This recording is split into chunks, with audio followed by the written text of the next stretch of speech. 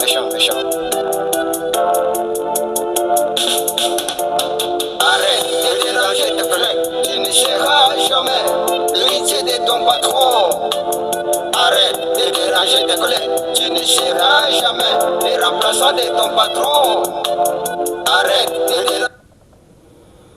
Comme toujours, nazopesa mbote à tout ce monde bakolandaka biso par-ci par-là na kati ya bapays na kati ya bamboka na kati bisika nyonso ozali kolanda biso napesi yo mbote ebele parce que vous êtes mon frère, vous êtes ma sœur.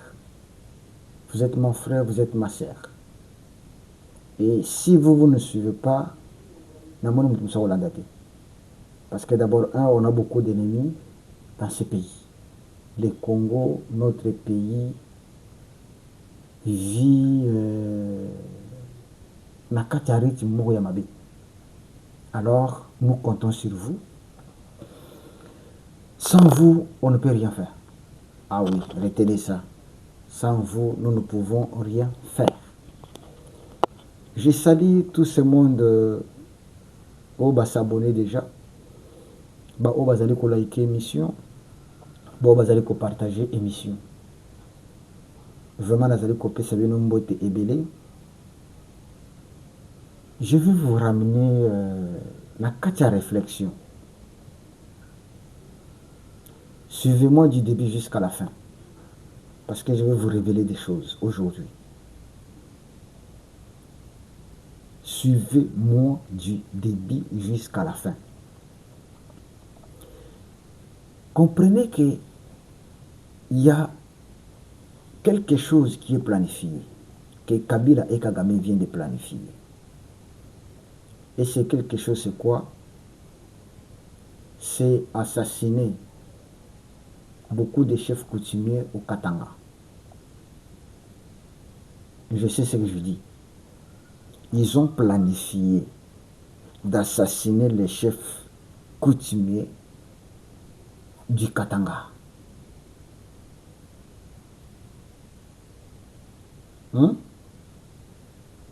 Et ils savent ce qu'ils veulent faire. Nakoyebisaka toujours bandeko na ngai que la minute oyo ne soyez pas distraits. Je vais vous raconter quelque chose. Retenez que les erreurs d'hier, yango nde ezosalaka lelo tofuta. Nous payons le pot cassé ou bien le prix de notre naïveté. Aujourd'hui, tout ce que le Congo est en train de subir, ce sont nos erreurs. Ce sont les erreurs de ceux qui étaient déjà majeurs à l'époque. Ce sont les erreurs de ceux qui n'ont pas pu bien gérer ou bien les gens qui n'ont pas visé. Voilà, si je peux dire ça. Parce que la vie, c'est la vision. Bien connu, bon. La vie, c'est la vision. Une vie qui n'a pas une bonne vision, c'est une vie, ezalokola mutuka moko ba démarrer, ba accélérer, après chauffeur a kiti na ye atiki yango ezokende. Imaginez les conséquences. Bino moko boyeba ce qui va arriver. C'est pourquoi retenez que dans ce pays, il faudrait un président qui a une vision. Il faut un gouvernement qui vise. C'est pourquoi vous verrez que au Kenya, les États-Unis, Poto, bazo planifier 2050. Bazo planifier 2100. Et ces gens qui planifient, bayebi ke na koma na 2050 te. Bayebi ke na koma na 2070 te. Ces gens qui planifient là pour 2070. Mais bango bayebi ke tokokoma na 2070 te. Mais tandis que biso ba Congolais, il suffit kaka namona intérêt na nga mbala moko boya les Congolais baza prêt ya kotrahir son pays pour te bapese $300,000 à son emploi. Mais la personne qui prend les $300,000 azangi lupango te. Même si ozangi lupango. Eloko ya mibale na koyebisa bino eza ke l'équipe ou bien to bandeni oui, l'équipe ya M23 AFC oyo bakei na négociation na Suisse. Voilà, makambo ezebele dans ces pays. Je vais vous expliquer les gens qui sont là. Tozongi nanu na nani. Je disais ceci. Moi qui vous parle, moi, Nayamba Bakadogo,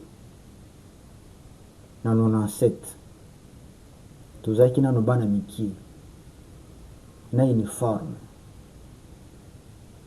Nayambela bango wapi place nga nakutana na bango lorsqu'on a entendu que no Bakadogo bakoti Kabila koti. Bino moza na courage te? Bino toa bato courage.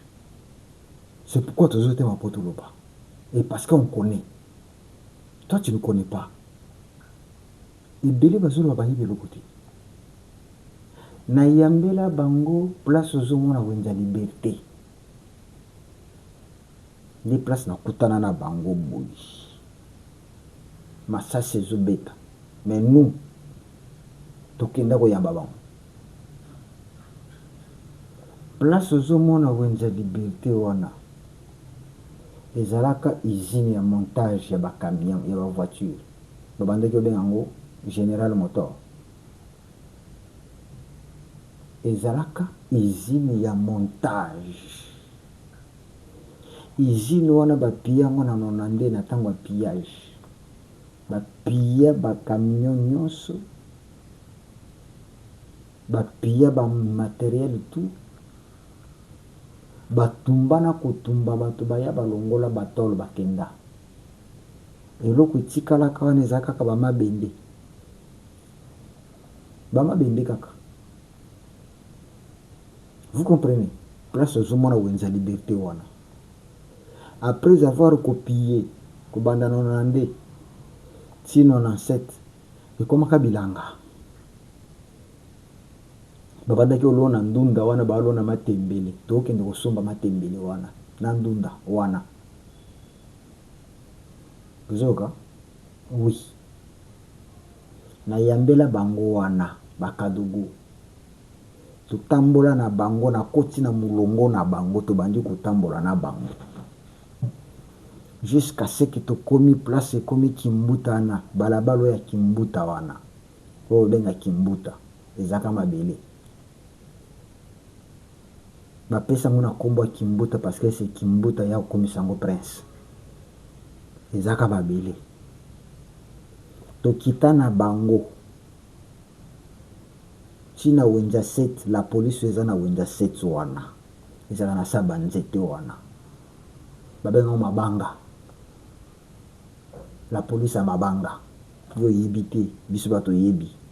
Yando benga la police a mabanga. Na ya wana ba policier nyonso bazaki wana bakatela biso lo sako na biso ba oyo toyaki na biso akoya courage bakitisa ba arme nyonso wana ngape na bimondi na utina bango non du moment proposé à ce que ngape na zwaka arme na kota kaka. Pourquoi? L'avantage est que ezaki tango baye bango bazaki ba Rwandais baye baki ni lingala bayebi lingala te bayebi français te kaka Swahili. Maintenant moi ndambo ya Swahili na ngape na zaka na ngwale to bandi so na bango bamoni nga pire mutu na bango bapesa nga mbongo na sombela bango mapa wana pesi bino ka moi historique pour boyeba ke non nous avons vécu ça. Alors pourquoi je dis ça? Lorsque bandaki koya, nous c'était la joie. Quand ndenge zozala hallelujah. Bah monsieur soata alonga kuna, tout consort, boye boye, et bah Rwandais baya kaka, M23 baya kaka. Oui, on a fait ça, nous autres aussi. Mais lorsque Batouana baye,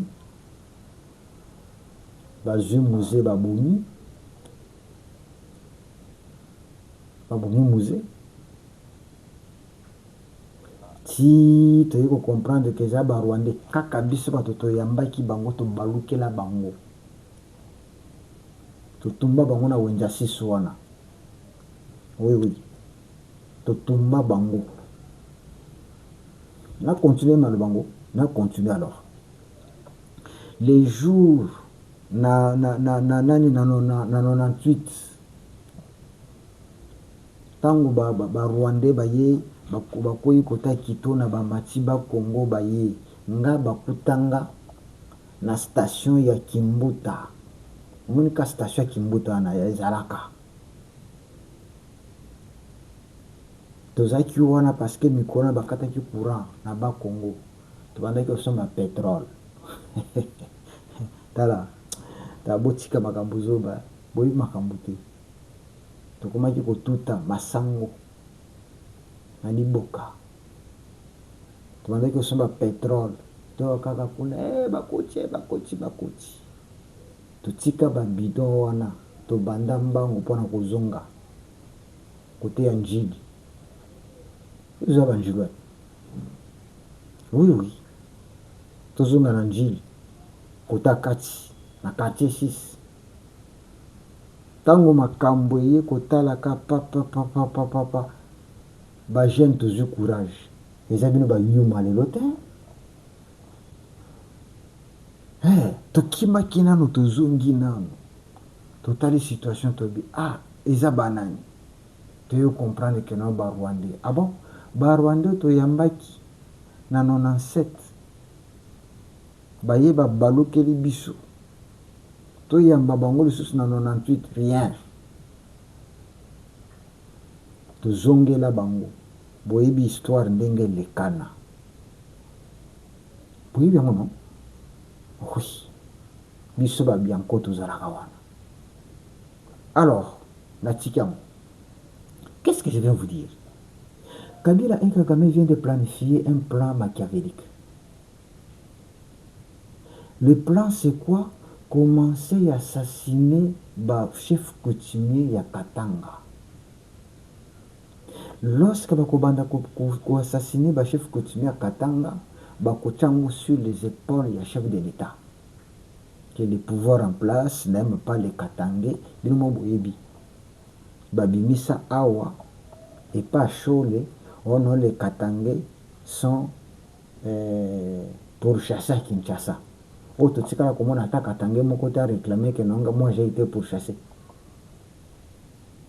Ou maltraité. Ata mon côté.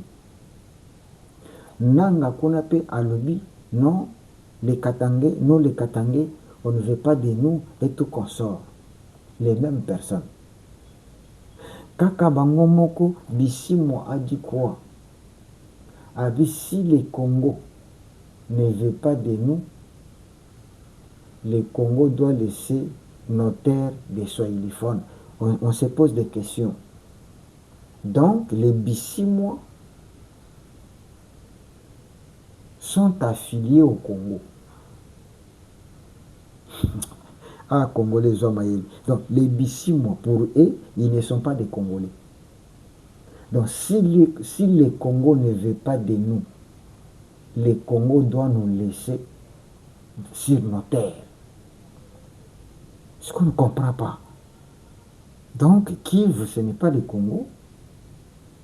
Ou bien, pour eux, le Kivu est autonome, attaché au Congo.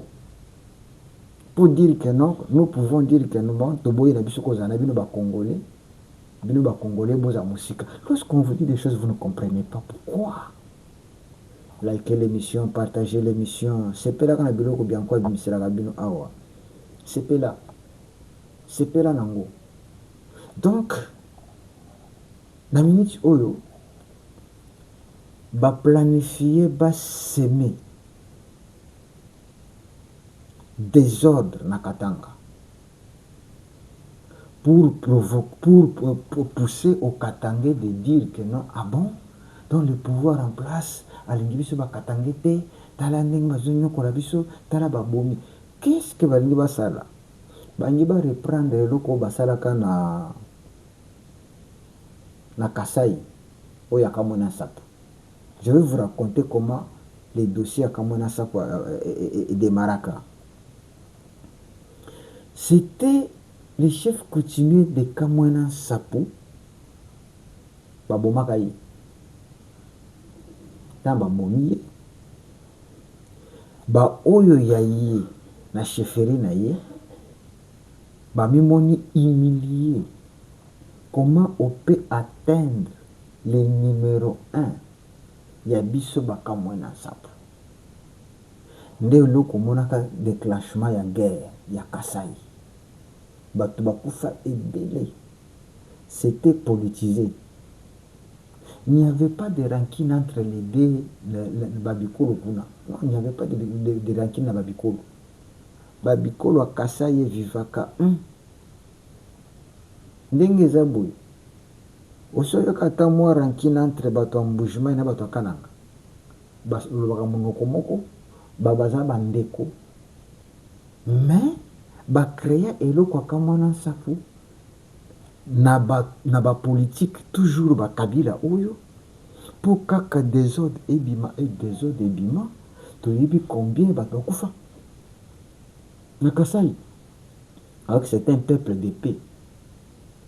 Bakasaïen baza bato ba problème de. Je vais vous aider encore. Omoni Muluba zaka vantard te, eza rare bato mingi basalaka. Muluba est la personne qui est sûre de lui-même. Il est sûr de soi-même. C'est ça, et loko, batmini va comprendre. Donc, quelque part, excusez-moi pour les termes, namonaka les gens qui appliquent vraiment la foi, ce sont les Baluba. Alors vous pouvez dire que non, j'exagère, mais je réfléchis. Pardonnez-moi si vous trouvez que non, dans le Mabé, mais j'y réfléchis. Ça dit quoi? Un Muluba croit tellement sur lui-même qu'alinarate bamonelaye. Omoni, ndenge toza bolokwa ba États-Unis.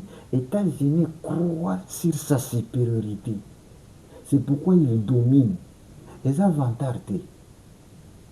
C'est cette capacité de voir que je suis. Parce que quand vous ne sentez pas que non vous êtes, alors donc vous êtes inutile devant les gens. Bande Konanga Bakatange. Rappelez-vous qu'on vous a toujours utilisé dans un dossier moko bizarre. Rappelez-vous du temps de... Il y avait indépendance. Bamakambo Bandara na Bakatange. Bakatange. Rappelez-vous na tango ya Mobutu. Betidia bakufa. Kuna na Katanga. Bakenda kobomelaka na Katanga. Rappelez-vous rancune ya Baluba na Bakatange. Kaka kuna. Lelo lisusu on cherche à vous diviser. On cherche encore à inculquer quelque chose na kati ya mitu na bino. Retenez que vous protégez le chef coutumier. Kabila zana plan moko mabe.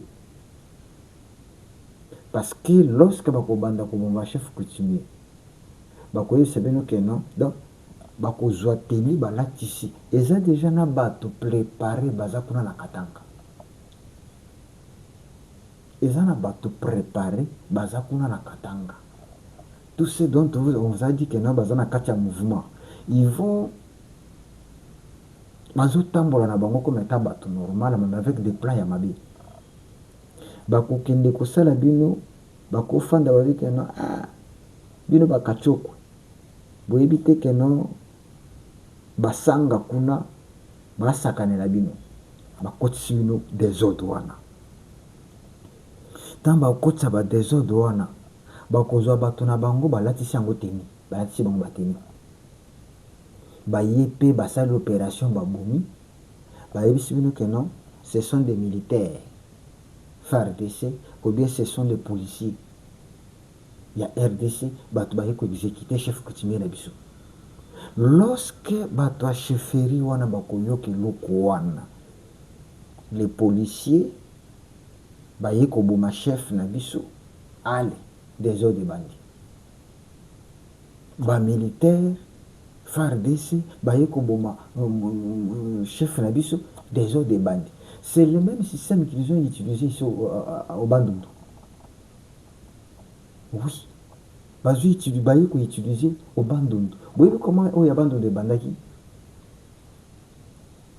Il y a Bandundu bandandengeni. Bayaka,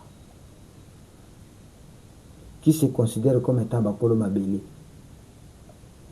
Ba o misusu bazui bateki mabele nyonso pa Kabila. O babenga kinga kati wana. Déjà ceux qui na 80 km. Kinga kati wana bomonaka. 80 km, ceux qui 100 km comme ça. Ya mutu moko. Siko bayaka bamimoni, ah bon? Donc bato bateki mabele nyonso oyo. Et puis qu'est-ce qu'ils ont fait? Ils ont commencé à chasser ba villageois na périmètre oyo Kabila sombaki. Au lieu que ça soit le même, non, azutindi kabatu ba militaire na civil. Tango bayaka bamoni ke bakomi ko bomba bandeko na biso, bakomi ko boma ba villageois na biso, ale ba o bango pe bazui ba arme na bango, ba o pe bazui ba arme na bango, nde ba makambo nyonso yoki na Bandundu, ba kufie bele mubondo. C'est toujours ce monsieur qui est à l'auteur, qui est, disons, l'auteur de tout ça. Et il veut amener ça na Katanga. Ceux qui vont fongoli me souhaiter, mais moi je vous avise à ce que ça ne sera pas le gouvernement congolais qui va organiser ça. Et il veut le faire et dire que c'est le gouvernement.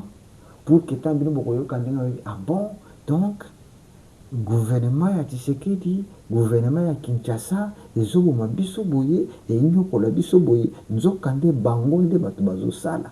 Tant bako sala bongo, Katanga ezala divisé pour bango ba régner. Bala ki sabino ke no voyez, bazo assurer bino sécurité té, biso tozo pona ko pesa bino sécurité. Est-ce que vous comprenez? News bianco. Il faut comprendre biloko oyo. Donc bo fongola miso bandeko bakatangi. Bo fongola miso. Sunete bo banda koyoka bakoti na chifferie songolo babomi roi et chef coutumier. Bakoti boye babomi chef coutumier. Bakoti boye babomi chef coutumier. Lorsque ba o bakoyoka kano chef coutumier na biso babomi banani bakoseli bato mususu. On a ba militaire bayaki awa, ils étaient en tenue.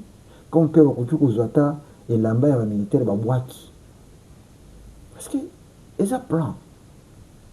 Tango bino bokoya botali bobi ah tala kutu. Et lamba na bango yango FARDC yango. Ou bien bazu babwaki lamba bakomi la police congolaise. Tango botali bobi ah tala kutu arme moko babwakaki yango. Batikali ko bosa nango. Tala kutu bere ya bango yango. Batikali ko boko isango. Tout ça c'est un montage pour déstabiliser toujours les Katanga. Et lorsque les Katanga est déstabilisé, bah qu'on régner à maître. Bolamuka, vous comprenez. Les erreurs autosalaka yakoyambaka ba Rwandais en pompe avec joie comme étant des libérateurs. Et si nous commettons ces erreurs aujourd'hui, Hier, j'ai dit que j'ai participé, c'est parce que j'étais encore un enfant, j'étais en uniforme. Hein, je vous dis la vérité, j'étais en uniforme. Mais on avait déjà la vision. Il y a comment on a mboka de liboso. Et on n'avait pas la maturité. Mais aujourd'hui, nous avons la maturité. C'est pourquoi nous voulons aider ceux qui n'ont pas encore la maturité de comprendre que si les Rwandais réussissaient à occuper encore ce Congo, c'est fini. C'est la souffrance pour toujours. Car ils ne voudront plus vous laisser libre. Ils ne voudront plus. Ce qui est le Félix Tshisekedi des pouvoir, les gens qui ont envoûtement, ils ne pouvaient pas lâcher. Et d'après tant ce n'était pas pour lâcher, pas pour lâcher, non. C'était que non, hein, c'était encore un montage, un plan. Tous les qui wana pour après tokosala boye, mobeti damko, et apesio, pion awa, yo li, azio apesio mosusu, yo li, tango apesio troisième, au li, alembala moko ya li au 6. C'était ça le plan. Mais malheureusement, ayo comprendre que non, retard.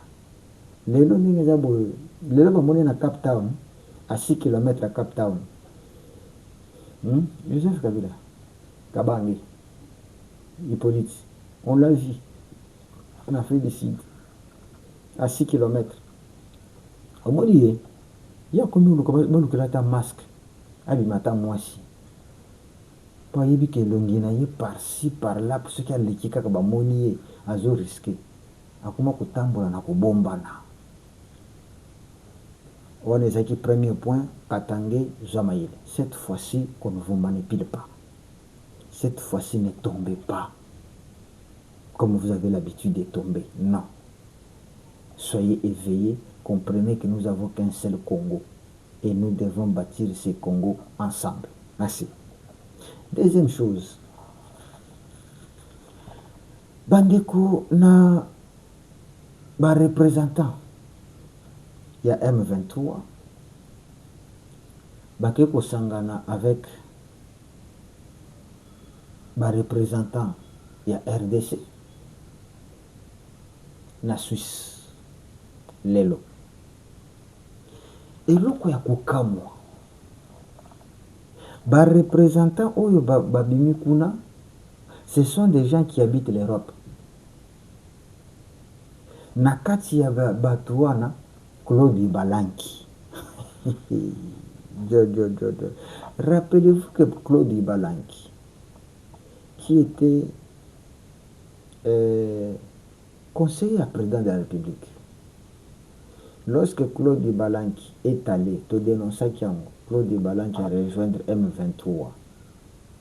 Claude Ibalanki a fait une interview en disant que non, il y avait Nangala, il y avait Bissimois, il y avait lui-même. Il dit que non, je n'ai pas intégré le M23. Hein? Bolandamo. Et Claude Ibalanki a dit que non, il n'a pas intégré le M23. Il est allé négocier. On s'est dit, comment Yokocho Kende qu'on négocie avec le M23 sans l'aval, il y a mon conjoint Félix Tshisekedi. Oh non, je suis libre d'aller négocier pour la paix. Mais les lots, la personne qui vous avait dit que non, il n'avait pas intégré le M23, il est maintenant allé dans les comptes, il y a M23. Bon, je ne sais pas. Il est allé comme étant naître? Non. Il est allé dans les comptes, il y a M23. Parce que dans chaque négociation, il y a 3 parties. Il y a les 2 parties en conflit, c'est-à-dire les rebelles, il y a le gouvernement, il y a c'est-à-dire il y a cette partie du M23 où figure Claude Ibalanki, il y a une partie to ngambo ya gouvernement au Bakekuna et Zana Bakondia Suisse Parce que c'est le pays qui vous invite, qui va jouer maintenant la modération. Bon, maintenant, Claude Balanki est allé là-bas pour la modération, ou bien il est allé là-bas na compte du gouvernement congolais, ou bien il est allé là-bas na compte du mouvement rebelle. Il est allé na compte du mouvement rebelle. Bon, au juste secours, lui, il avait dit que non, je n'ai pas adhéré. Maintenant, là-bas, il est en tant que qui? Témoin? Mandaté par qui? Donc, la délégation du M23 avec Claude Balanki à l'intérieur, dans la liste. Voyez ce genre de Congolais que nous avons. Voyez ce genre de Congolais. Alors, pourquoi ils ont fait ça? Ils ont fait ça pour congoliser le mouvement. Les Bosso, il y avait des Rwandais qui allaient. Mais cette fois-ci, au lieu de prendre des Rwandais, non. Bazui kaka ba Congolais.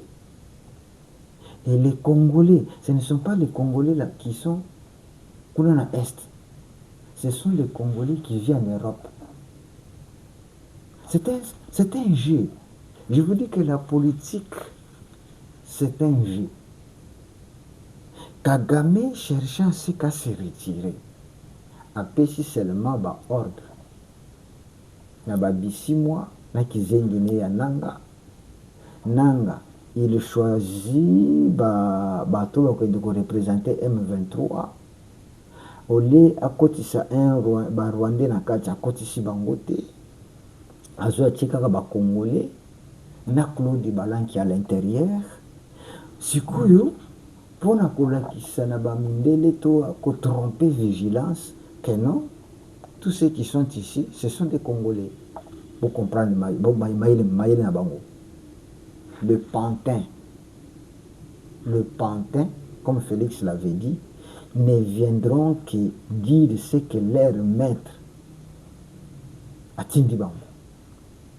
Maintenant, Claude Balanki, qui disait que non, nous avons un mouvement M23, nous avons adhéré à mouvement M23.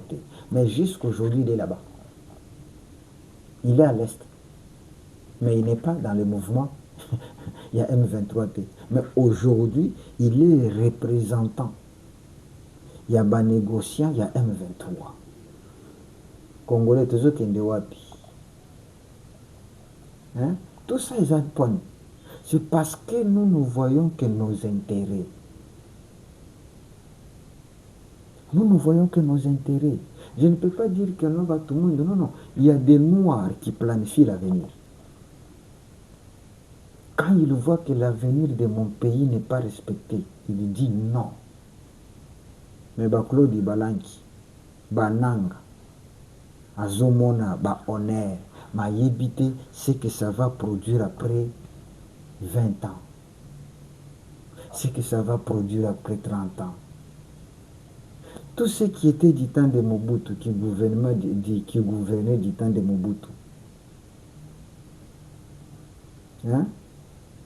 Lorsque bazosala la conférence nationale,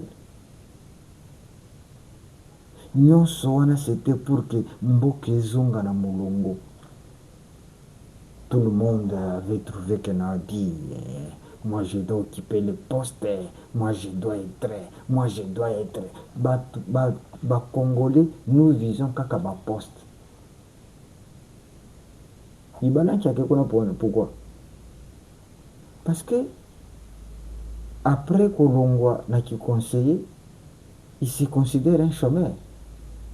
Maintenant, au lieu de rester à Kinshasa un chômeur, Akena M23 pose un poste. Talana. Akena M23 pose un poste. Et quel est le poste au Bapessier poste comme étant à qui négocier, à qui Koloba les exigences. Il y a M23. Ibalanki, il va là-bas pour donner les exigences du M23, pas les exigences du gouvernement congolais.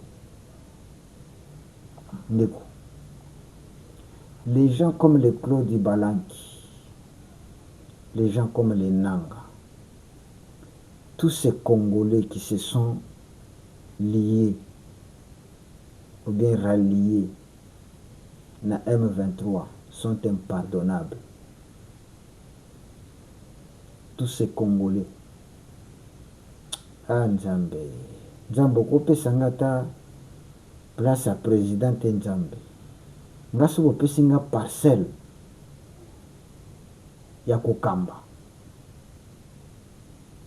Bobenga nga dictateur. Franchement, il y a d'autres choses qu'on ne peut pas tolérer. Est-ce que si tu es chômeur ici, il faut aller devenir rebelle? Nangue devenir rebelle, pourquoi? Parce que je carré mini. Bon, des milliers de personnes qui sont mortes là-bas. Bango peut bazo qui carré mini. Des milliers de personnes qui sont mortes. Bango peut balia qui mbongo carré mini. Claude Balanki, tu étais ici, tu manges, tu bois, tout. Aujourd'hui, tu n'as plus du boulot. Aucun balamoko que c'est Kokotana M23. Aujourd'hui, tu deviens représentant. Il y a M23 dans la négociation. Donc, les gens qui meurent là-bas, est-ce qu'avez-vous raisonné ce que serait ce pays après 30 ans? Il n'y a personne qui projette. Hein. Tous, Zala, avec les honneurs, bagarre de Mipandi, Bambongo, Koutou, Bango, salaire, tout ce qui entre, et c'est pour eux. Pendant que vous avez une émission, vous partagez, ça fait pitié et ça passe et ça m'awa. Mais tenez bon, tout Kolonga. Mais ce sont des gens qu'on ne peut pas pardonner. Tenez bon. Merci. Partagez l'émission. Abonnez-vous sur notre chaîne. Merci.